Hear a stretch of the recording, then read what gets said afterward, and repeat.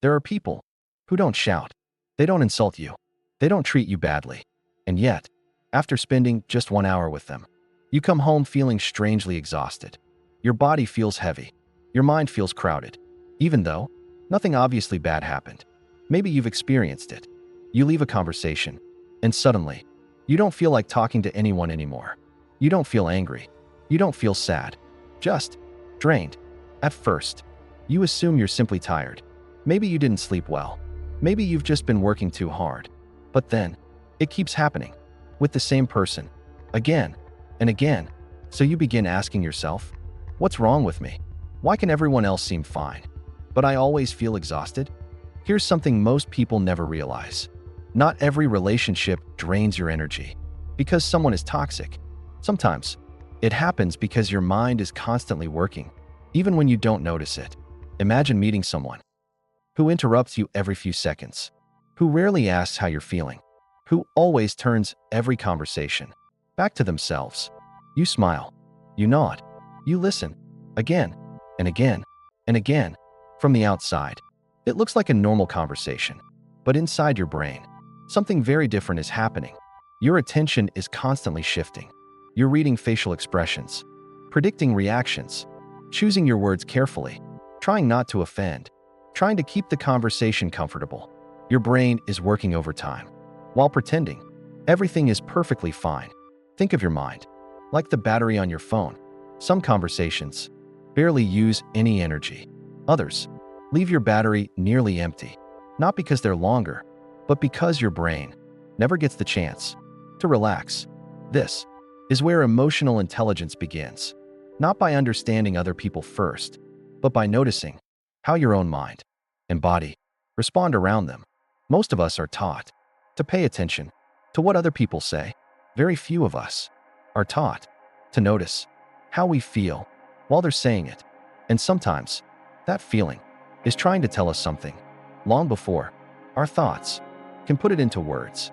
Have you ever noticed that some people make you feel lighter, while others leave you emotionally exhausted, without saying anything cruel?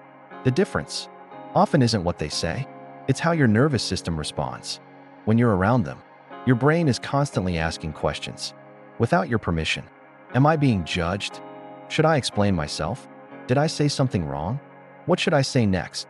Every one of those questions costs mental energy, not enough to notice in a single moment, but enough to leave you completely drained. By the end of the day, psychologists sometimes describe this as emotional labor, not the kind of work you do with your hands, but the invisible work of managing emotions, your own, and sometimes everyone else's. Imagine carrying a backpack. Every uncomfortable conversation places another small stone inside. One stone doesn't feel heavy, neither does the second or the third, but after hours, you begin wondering why you're so tired. Without realizing, you've been carrying the weight all day long. People with high empathy often experience this more intensely. They notice small changes in tone, tiny facial expressions, long pauses, even the emotions other people are trying to hide. This is one of the greatest strengths of emotional intelligence. But without healthy boundaries, it can quietly become one of its greatest burdens. Because empathy, without boundaries, often turns into emotional absorption. Instead of understanding someone else's feelings, you begin carrying them as if they were your own. Think about the last time someone spent an hour complaining to you. Maybe you listened patiently, you offered advice, you stayed kind, but afterward, their mood improved, while yours became heavier. Nothing was wrong with your body. Your mind had simply been carrying two emotional loads instead of one. This is why emotionally draining relationships are often so confusing. There isn't always a big argument, no obvious conflict, no dramatic ending, just a quiet feeling that every meeting costs you more than it gives back. And because nothing bad happened, many people ignore the feeling. They convince themselves, I'm just overthinking. I'm being too sensitive. I should be more understanding. But emotional intelligence isn't about ignoring your feelings to protect someone else's. It's about becoming curious enough to ask a different question. Not, what's wrong with me?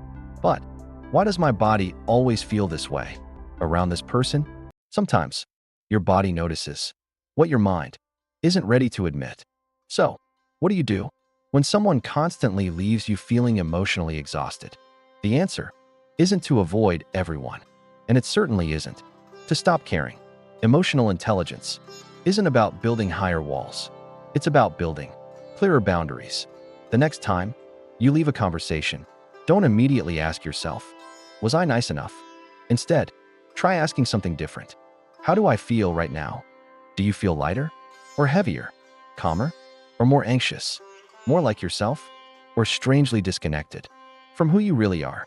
Your emotions are not interruptions. They are information. They quietly reveal what your mind has been trying to ignore. Healthy relationships don't constantly demand your energy. They don't require you to prove your worth or to earn your place. Every single day, around the right people, you don't feel like you're performing. You simply feel safe enough to be yourself. Of course, every relationship has difficult moments. Everyone has bad days. Everyone needs support. That's part of being human.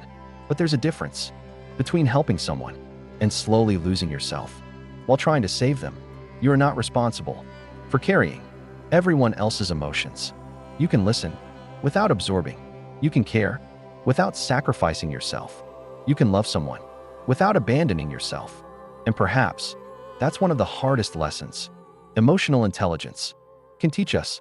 Remember the phone battery we talked about at the beginning? Not every app deserves to run all day. Some quietly drain your battery without adding anything meaningful. Relationships can work the same way. Protecting your energy doesn't mean cutting people out of your life. It means noticing which conversations leave you feeling understood and which ones leave you feeling empty.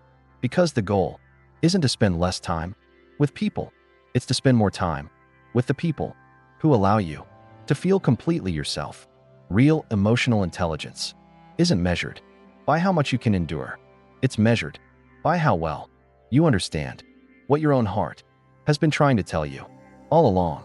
So the next time you walk away from a conversation, don't ignore what you feel. Sometimes exhaustion isn't a sign that something is wrong with you. Sometimes it's simply your mind gently reminding you where peace actually lives. Thank you for watching Psychology Canvas. If this story helped you understand yourself a little better, consider subscribing, because every week we explore human behavior, emotional intelligence, and overthinking, one story at a time.